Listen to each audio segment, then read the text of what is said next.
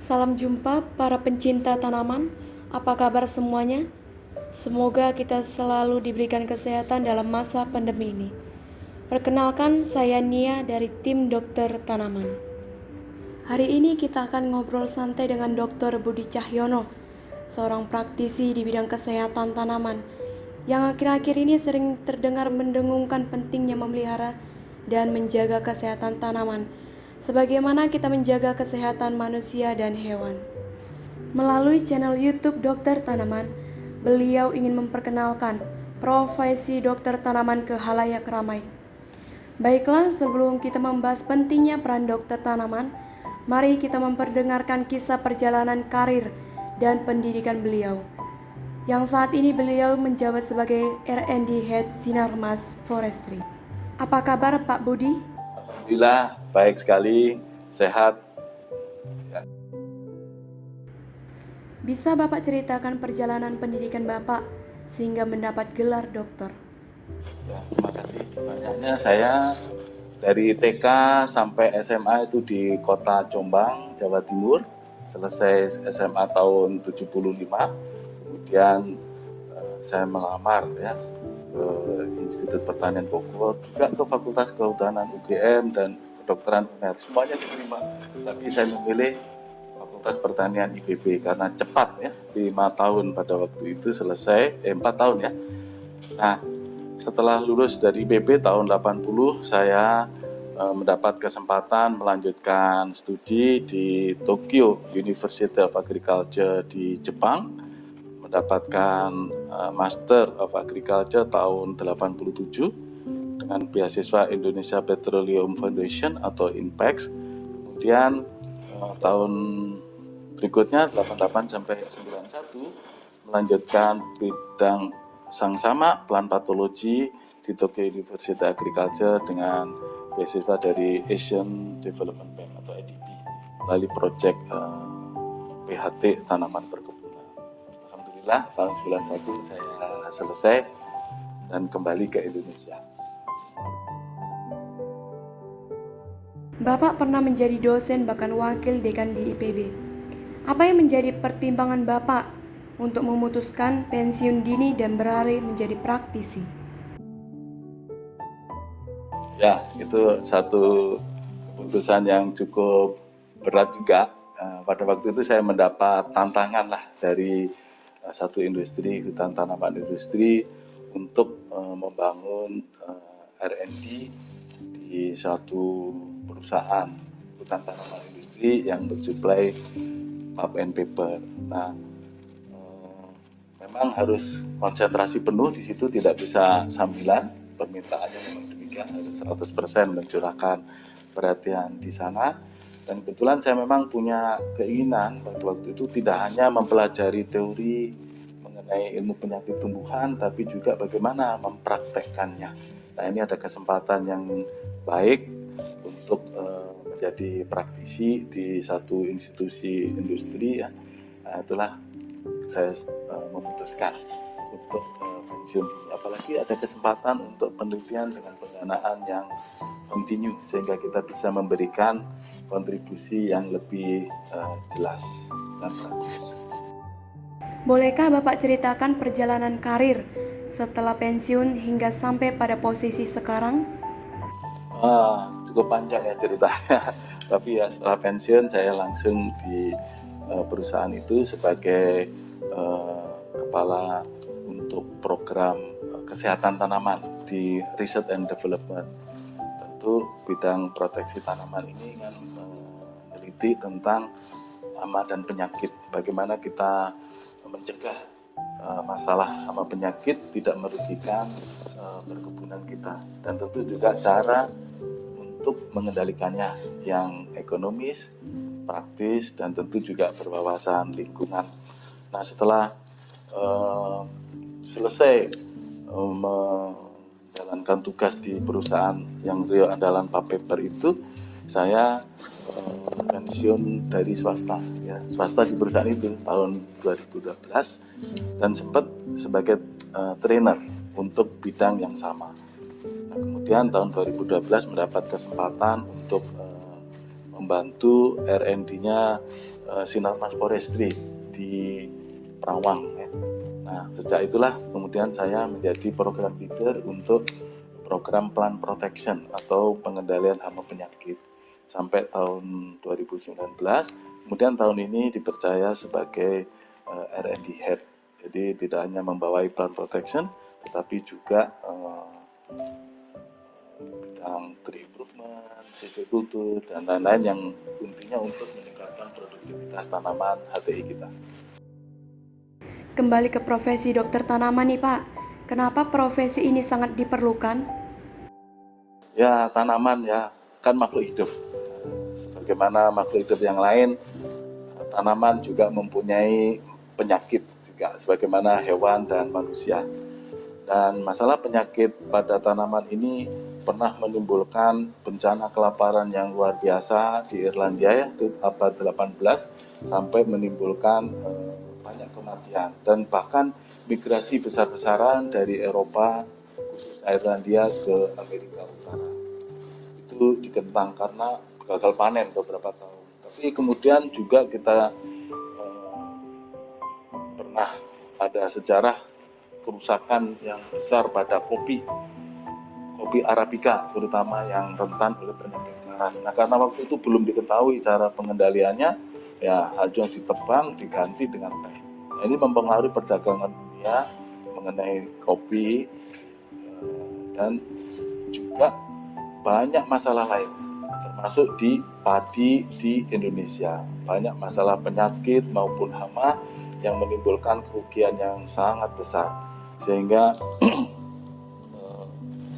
menjadi penting peran dokter tanaman ini untuk membantu mengatasi permasalahan di berbagai jenis tanaman, baik pangan, perkebunan, dan industri. Apa saja yang dikerjakan oleh seorang dokter tanaman? Dokter tanaman nih banyak kerjaannya. Ya, repotnya lagi pasiennya nggak bisa jalan ke tempat kita praktek, nggak seperti manusia ya.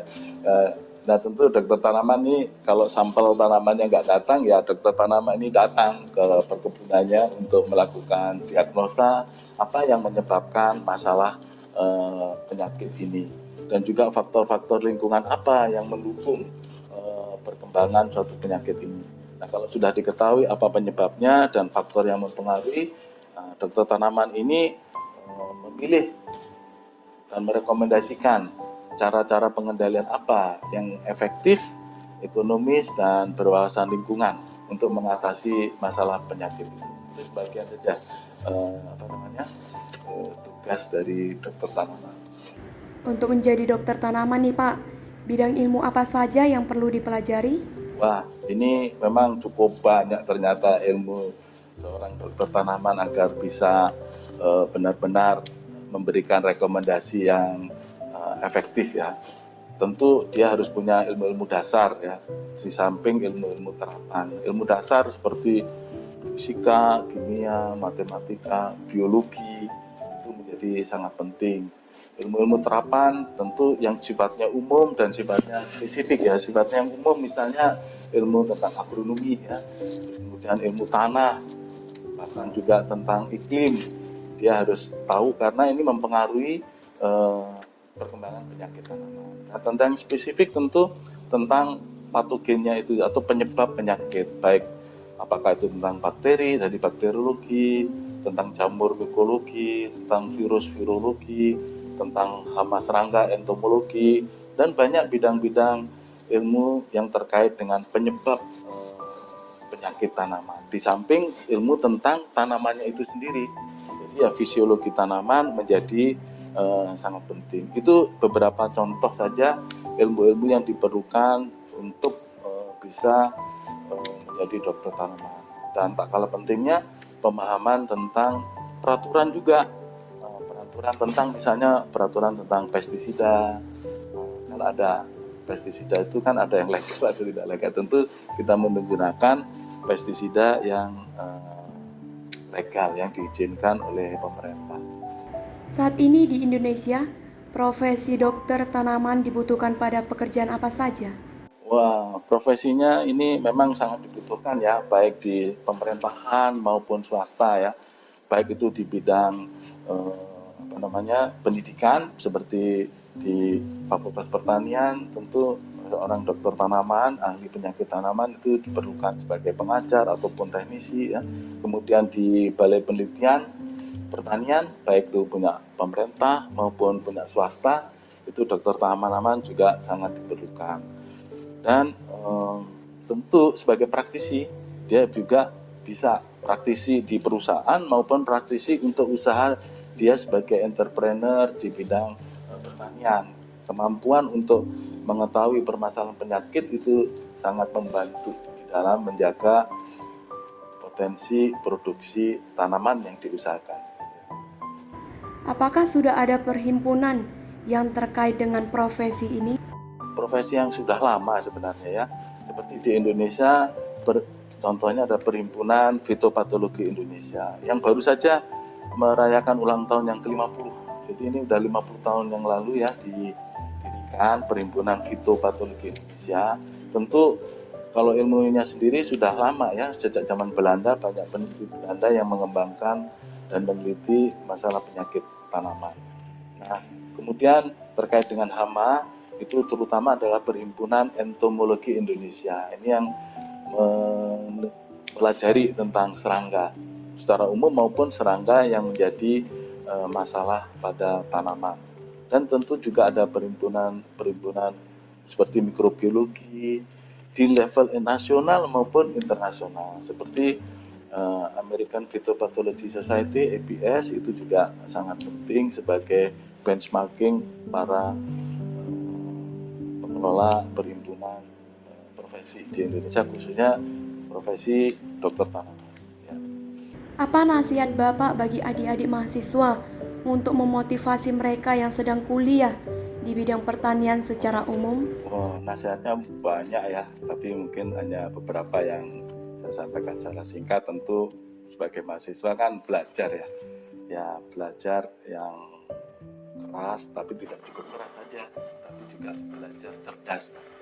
Dan juga selain ilmu pertanian secara umum, juga memperhatikan kemajuan teknologi saat ini. Kita tahu sekarang ada agriculture